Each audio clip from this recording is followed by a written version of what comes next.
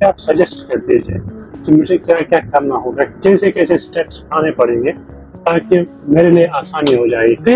मैं खाली दुबई की बात नहीं कर रहा हूँ, मैं हर एक जगह की बात कर रहा हूँ। आप मुझे इसका जवाब दीजिए। बिल्कुल, मैं जो आपने ये बात रखी बहुत अच्छी बात है। ये जो भी ऑडियंस देखेगी सुनेगी उन्हें भी बहुत अच्छा मतलब जानकारी सुनने को मिलेगी और उनके फ्यूचर में भी काम आएगी। ये बहुत सबसे पहले मैं आपका भी बहुत अच्छी प्रेज करता हूँ, अप्रिशिएट करता हूँ आपके इस क्वेश्चन को जो आपने ये पूछा। तो देखो, मैं सबसे पहले यही सजेशन देना चाहता हूँ अपनी तरफ से। जो भी बंदा पहले फॉर एग्जांपल दुबई के लिए आ रहा है, चलो दुबई से शुरू करते हैं। हाँ, दुबई से।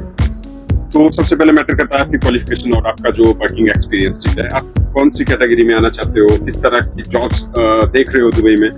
देखो, जो आपने बात कही, एजेंट लोग हैं वो आप लोगों को यहाँ पे भेजते हैं। यहाँ पे मोस्टली जो जितने भी लोग आते हैं सप्लायर कंपनियों में फेंके जाते हैं। सप्लायर कंपनियों का क्या काम है कि वो सप्लाई करते हैं, एक तरह से मैन पावर बड़े लेवल पर उठाते हैं हमारे इंडिया, पाकिस्तान, एशिया से, और फिर उसे सप्लाई करते हैं डिफरेंट कंपनीज में। और फॉर एग्जांपल जैसे जो कंपनी है, अगर आपको उससे डायरेक्ट मतलब जॉब मिले तो आपको मैं बोलूं कि जो आपके बेसिस हैं, जो आप कमाई का जो मैं डिफरेंस भी आप लोगों के सामने लाना चाहता हूँ। तो एक सप्लायर कंपनी है वो आपको ज्यादा से ज्यादा 1500 से 2000 दिरहम तक की ही जॉब दिलवाएगी यहाँ पे। अगर आप डायरेक्ट उस कंपनी से जुड़ोगे तो फॉर एग्जांपल आप डायरेक्ट मैं बोल सकता हूँ कि 3000 से 5000 दिरहम यहाँ पे कमा लोगे। तो मैं सबसे पहले ये सजेस्ट करना चाहता हूँ, सबसे पहले आप अपना एक पॉजिटिव माइंडसेट लें कि आप करना क्या चाहते हो अपनी लाइफ में। किसी भी एजेंट और कंसल्टेंसी के पास जाने की कोई जरूरत नहीं है। मैं यही रिकमेंड करता आ रहा हूँ अभी तक अपने यूट्यूब चैनल के ऊपर। जिस भी कंट्री में जाना है आपने, सबसे पहले देखें वहाँ का विजिट वीजा। सबसे पहले कंट्री में जाएं, देखें वहाँ पे किस तरह की हैं जॉब्स। भाई जैसे इंडिया में जॉब्स होती हैं वैसे हर एक देश में जॉब होती है। तो अगर आप पढ़े लिखे हैं, आपके पास स्किल है, तो डेफिनेटली आपको जॉब मिलेगी।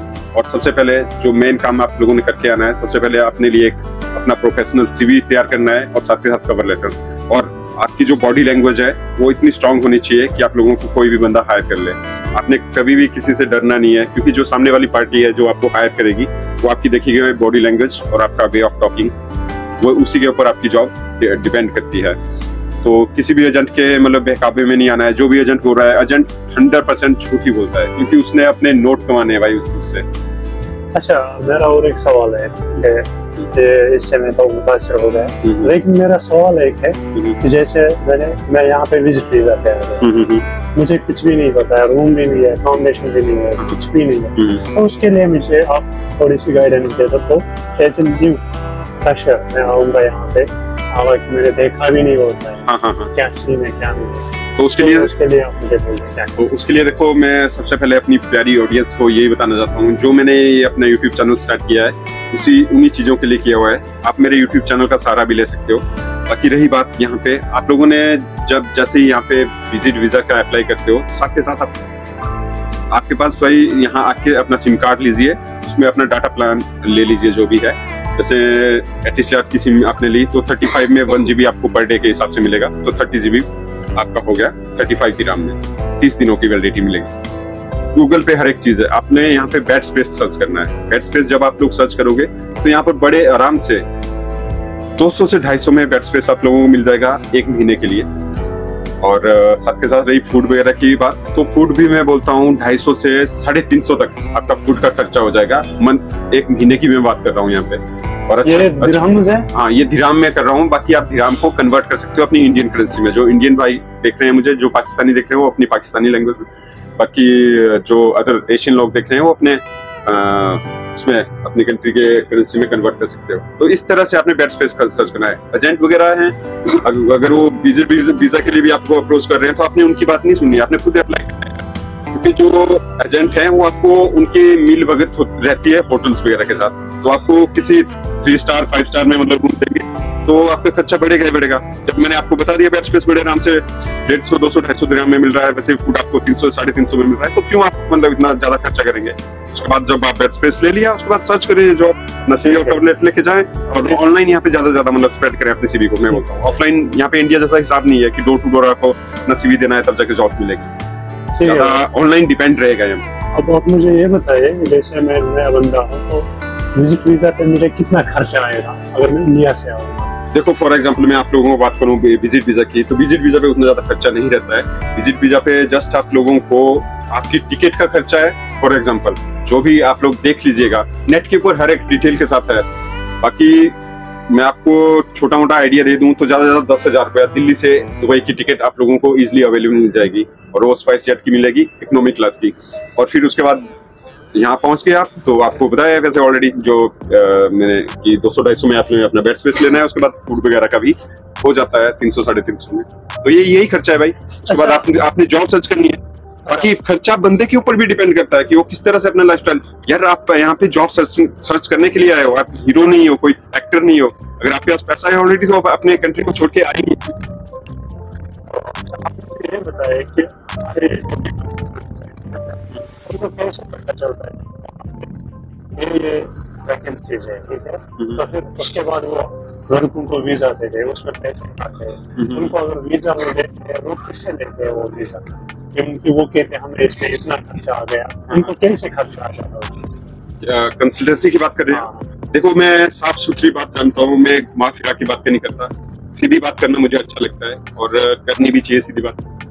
देखो जो कंसल्टेंसी है मेनली वो यहाँ की सप्लायर कंपनी के साथ मिली हुई होती हैं, तो जो कंसल्टेंसी है उन्हें भी उतना ज्यादा पैसा नहीं बचता है। अगर आप सोचें कि वो आपके ऊपर जो जितना आपसे 1.5 लाख ले लिया या 2 लाख रुपए ले लिया तो 1 लाख कमाएगा आपके ऊपर, वो इतना नहीं कमाएगा। सबसे ज्यादा पैसा कमाती है सप्लायर कंपनी। जो आपका कंसल्टेंसी है वो सबसे लास्ट वाला वो है ऑप्शन है, तो सबसे लास्ट में। उसके बीच में जो मीडियम है उन सभी को पैसा जाएगा, सबसे ज्यादा सप्लायर कंपनी को मिलेगा पैसा। ये सप्लायर कंपनी कैसे कमाते हैं पैसे इसमें से?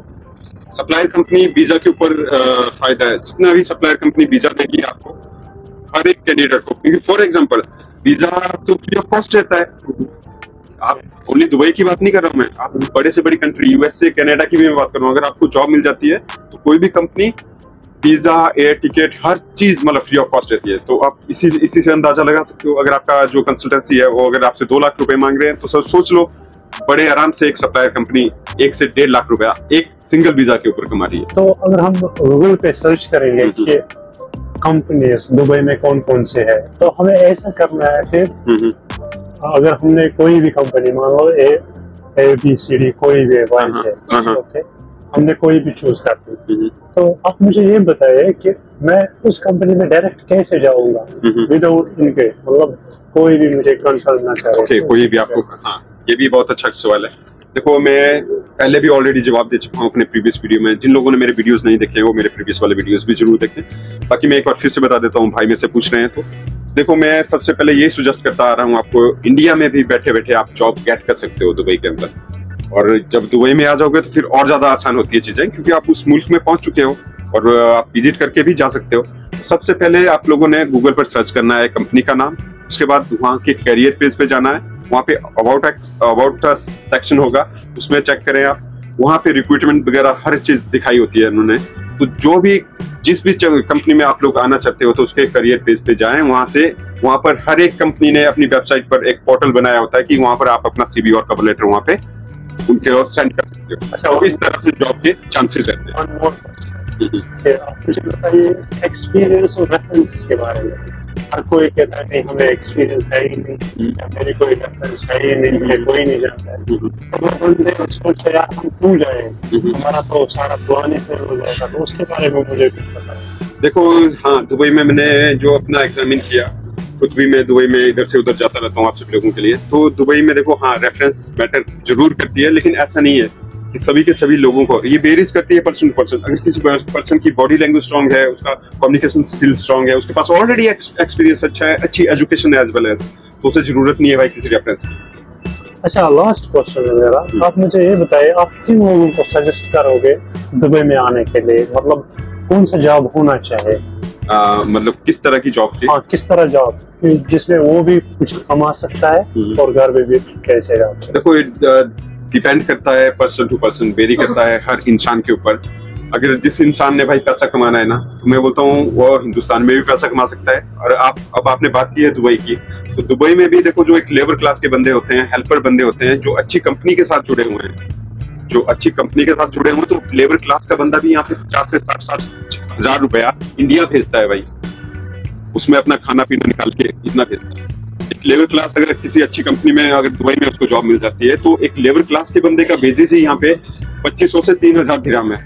अच्छा, और एक क्वेश्चन है मेरा, एक क्वेश्चन है क्योंकि according to labour law UAE जो भी कोई लेबर है तो उसका तो कम से कम 6-7 हजार दिरहम यहाँ पे तनख्वाह होता है। तो यूजली लेबर्स को 500 या 600 1000 दिरहम क्यों मिलता है? वो इसलिए मिलता है जैसे कि आप लोगों ने जो सर आपने मुझसे पहला क्वेश्चन किया था, तो वो इसलिए मिलता है क्योंकि वो बेचारे फंसे हुए हैं सप्लायर कंपनी में, और सप्लायर कंपनी उनका शोषण कर रही है ऑलरेडी। लास्ट में जो सप्लायर कंपनी उन्हें जिस लोकेशन पर भेजती है ना, वो उनकी परमानेंट, अगर उस वाली लोकेशन पर उनको परमानेंट जॉब मिल जाए तो जो वेजेस आपने बोला मैं वो 100% लिख के वो दे सकता हूँ कि उनको वही वेजेस मिलना है, तो 6 से 7 हजार। मुझे इसकी लेकिन जो 6 से 7 हजार है वो ले रही है सप्लायर कंपनी, और सप्लायर कंपनी उनसे उसकी जो मेन लोकेशन है उससे वो पैसा लेके उसको दे रही है 600 से 700, बाकी पूरा का पूरा पैसा खा रही है सप्लायर कंपनी। इसका मतलब 10% वो खाली इस बंदे को दे रही है, 90% खा रही है कंपनी सप्लायर। ऐसा सीन। हाँ, ये सीन। ठीक है भाई, शुक्रिया।